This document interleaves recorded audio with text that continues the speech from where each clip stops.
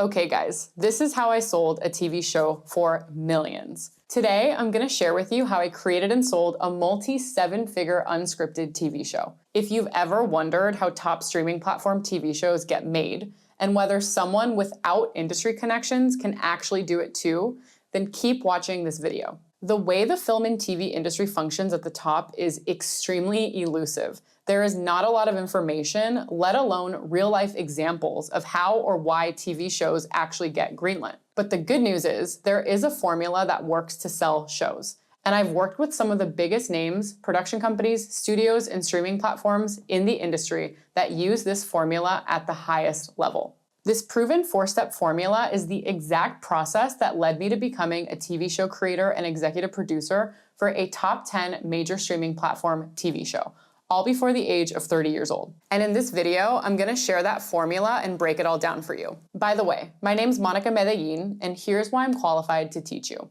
I'm the creator and executive producer of Surf Girls, which was the first women's sports documentary on Prime Video and a top 4 TV show in the country during its first 2 weeks. I've worked with some of the biggest names in the industry, including Reese Witherspoon, Gabrielle Union, and Olympic athletes like Alex Morgan, Sue Bird, Chloe Kim, and Simone Manuel. I've created and directed films and series for global brands you might have heard of, like Nike, the Olympics, and Red Bull, to name a few. And my work has been featured by the Emmys, Elle Magazine, and Forbes. Okay, let's get into it. Let's talk about the reasons why TV ideas sell in the first place and the 4-step formula that gets TV shows across the finish line on major streaming platforms. Step 1, the X factor that sold my TV show. This first step alone is the X factor that gave my TV show an edge in the first place. The rest of the steps in this formula will not work if you don't have this step dialed. It's what I call the why now factor. The purpose of the why now factor is to highlight how your story connects with current trends, addresses popular culture, or maybe appeals to specific demographics. Why should someone buy your idea now? Because just having an idea for your TV show you think is cool isn't enough. And buyers aren't purchasing your show out of the goodness of their heart. They actually want to know the return on their investment. You must assess the marketability and viability of your project. Your marketability is the potential appeal of your project, like the cast, genre, story, and target audience. Your viability is the potential of your project to create profit and succeed in the current marketplace. It can also determine how well it can attract viewers. There's levels to this. Here's a real-life example of the why now factor from my show Surf Girls on Prime Video. I created the concept for Surf Girls in 2019. Women's sports had been skyrocketing in popularity, predicted to bring in over $1 billion in revenue at that time. The Pro Surfing Tour was one of the only US sports leagues with equal pay for men and women. Surfing had also made its Olympic debut at the 2020 Summer Games in Tokyo, Japan, where a native Hawaiian female athlete named Carissa Moore won gold. Surfing would go on to be included in the 2024 Olympic Games in Paris, France. The timing was just absolutely perfect, and all the stars aligned. I also knew that streaming platforms were looking specifically for women's sports concepts with an emphasis on Gen Z. At the time, there were 2 other surfing-related TV shows on Apple TV and ABC, but neither of them really fit that above criteria, so I identified the gap and developed my idea within those parameters. My entire cast was female, Gen Z. My cast consisted of the top surfing talent coming out of Hawaii, with a few training under the Olympic gold medalist herself, Carissa Moore. Each athlete had aspirations to become the next world champion or Olympian. Each athlete had personal and professional stakes that were relatable beyond the sport. Think about things like coming of age, navigating life, the pressures of being a pro athlete, mental health. Identifying your why now factor is one of the most critical steps we took that sold the show. But if you don't marry your why now factor to step 2 of the formula, the dream of selling a TV show is dead. So let's dive into step 2 of my proven formula that sold my TV show. Step 2, navigating the deal-making process. What's next is probably the most difficult yet most crucial step of the formula. I probably spent an equal amount of time on this step as I did actually developing the creative of the show itself. If you want the highest chance of sale for your TV show, you'll need a reputable producing partner or production company attachment. Most streaming platforms will only work with trusted and vetted production partners. For Surf Girls, I had 2 production partners and 6 executive producers attached to the show before the project even sold. If you aren't willing to collaborate in this way and let go of a substantial amount of creative control, then maybe the traditional TV route might not be for you. Understanding contracts, deal points, and terms is literally half the battle when it comes to creating and selling TV shows.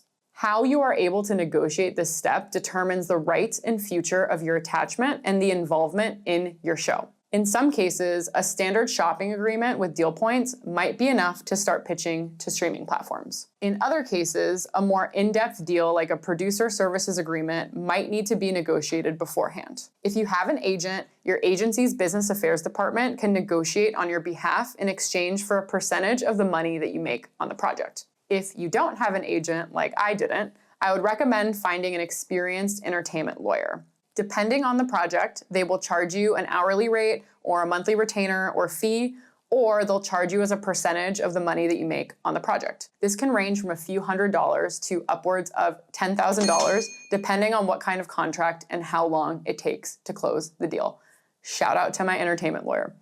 With that said, here are the top points I personally looked for and that mattered to me in my own contract. Number 1, credit. What credit will I receive on the project? Where will the credit show up? Number 2, compensation. How much money am I earning? And am I being paid a day rate, weekly rate, flat rate, or hourly rate? When am I being paid? Number 3, creative involvement. How much say do I have in creative decision making? What are my creative responsibilities? Is there an approval process? Number 4, publicity. Am I allowed to share the project on my personal portfolio and social media channels? Am I allowed to share that I am involved in the project as the director, producer, creator? Leverage in your contracts comes with experience and precedent. So don't expect to get everything that you're asking for right away, and be prepared to make concessions, especially if you're in the beginning of your career. I definitely had to make a few, and it was painful without knowing that information.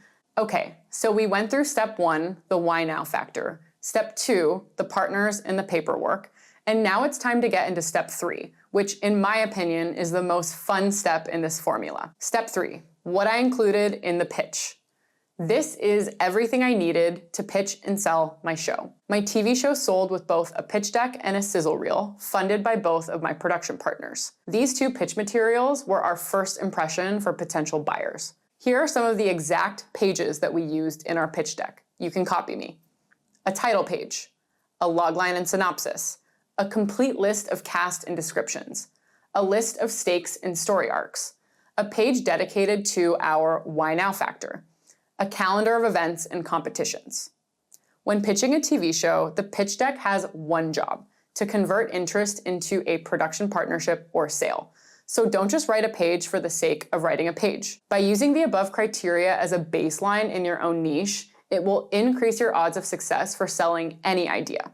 Now for the sizzle reel, aka my pitch deck's best friend. Our sizzle reel was 10 minutes long and introduced the world of surfing and the main athletes or characters that we were following. I directed the sizzle reel over the course of 5 days with a small crew and an editor, with a combination of the following: sit down and on-the-fly interviews with my main cast, footage from the original YouTube series with the main cast, archival footage showcasing the world of the sport, so like competitions, vlogs, profile videos, iPhone and social media clips highlighting the athletes' personalities within their competitive sport and in their personal lives. Remember, it's not about the production value of your sizzle reel, it's about setting up the world and how your characters feel on camera. So don't get caught up in the minuscule technical issues or the perfect shot selection, color grading, audio enhancement. You'll never get it done.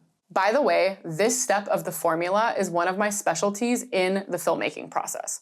I teach filmmakers how to pitch and position their projects for a higher chance of sale in my free weekly newsletter, and you can check it out in the description. Okay, so we have steps 1 through 3 of the formula, and I saved the best for last. My TV show would not have been possible without this last and final step. If you don't have step 4, you cannot complete steps 1 through 3. I know that sounds crazy, but it's true. Step 4, acquiring access.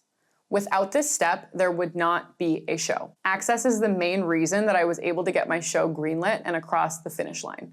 This includes access to athletes and their stories, access to the surf world, access to the sports league, and my personal relationships with the main athletes allowed us to develop, pitch, produce, shoot, and edit freely with the best pitch and show possible. When creating Surf Girls, my relationship spanned across the sport and included other athletes and powerful leaders in the surf industry. I attached the World Surf League, which is the global governing body of professional surfers, as the official sports league partnership of our show. We then set up a deal to give our TV film crew exclusive access to their global events, where our lead athletes were actually competing throughout season 1. These competitions served as an essential story thread to string each episode together and create arcs and stakes. The sports league relationship was a major selling point for potential buyers, including Prime Video, who ultimately bought the show. If you look at any recent sports doc or follow doc series on a streaming platform, you'll start to notice language like unprecedented access, all access, behind the scenes access, along with official partnerships with sports leagues like the NFL, the NBA, the WNBA, the NWSL, MLS, and the list goes on. Without my athlete relationships that make up the cast, and my surf league relationships that allowed us to capture the sport, there literally would not be a show. Okay, so now you know how to create and sell a multi-7-figure unscripted TV show. In summary, the 4-step formula includes: Step 1, identifying your why now factor. Step 2, securing the right partners and paperwork. Step 3, dialing in your pitch materials. Step 4, solidifying your access. Thanks so much for hanging, guys. If you want to see something specific from my YouTube channel, go ahead and comment that below. Can't wait to see you guys on the next one.